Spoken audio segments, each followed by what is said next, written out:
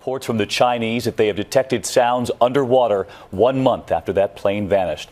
Let's get right to the map we've grown so familiar with here, the possible flight path of that plane. And that red area right there is where the signal was picked up. And this is the ship, part of the international fleet, out on the water tonight. We do have team coverage here because there are a lot of questions about whether this is the real thing or whether they heard something else. And so we lead off with ABC's Clayton Sandell in Australia tonight. Clayton, good evening.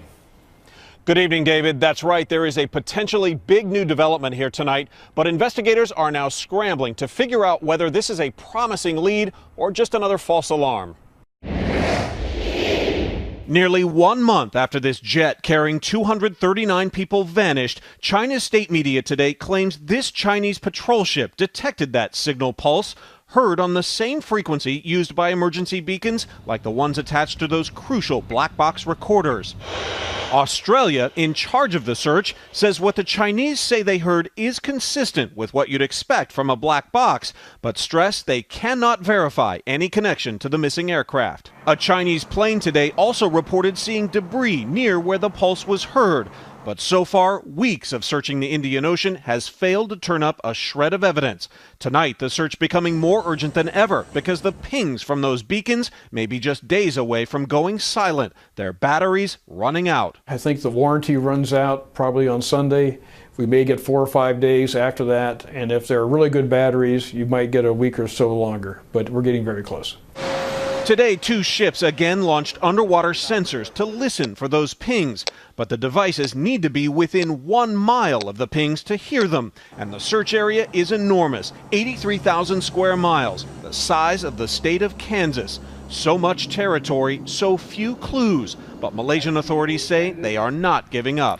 We will continue to search with the same level of vigor and intensity.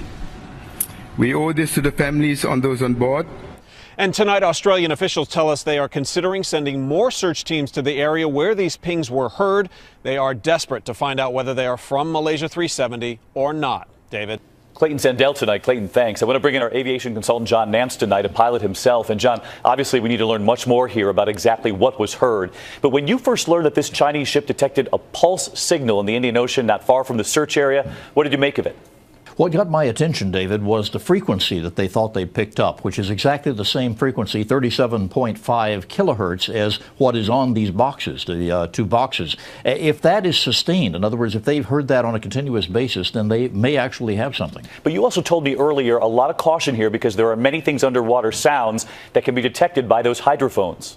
Absolutely. The ocean is a noisy place. I mean, one of the reasons they picked that frequency was because fish and whales don't normally communicate on that wavelength. But by the same token, a nuclear submarine 500 miles away might emit a signal that could be mistaken for it. The proof of it is going to be getting over that site again and hearing those signals sustained. And getting back there quickly, because, John, as we heard Clayton report there, it was 4 weeks ago this weekend when the jet disappeared. The batteries in that black box have got to be, what, nearing their end?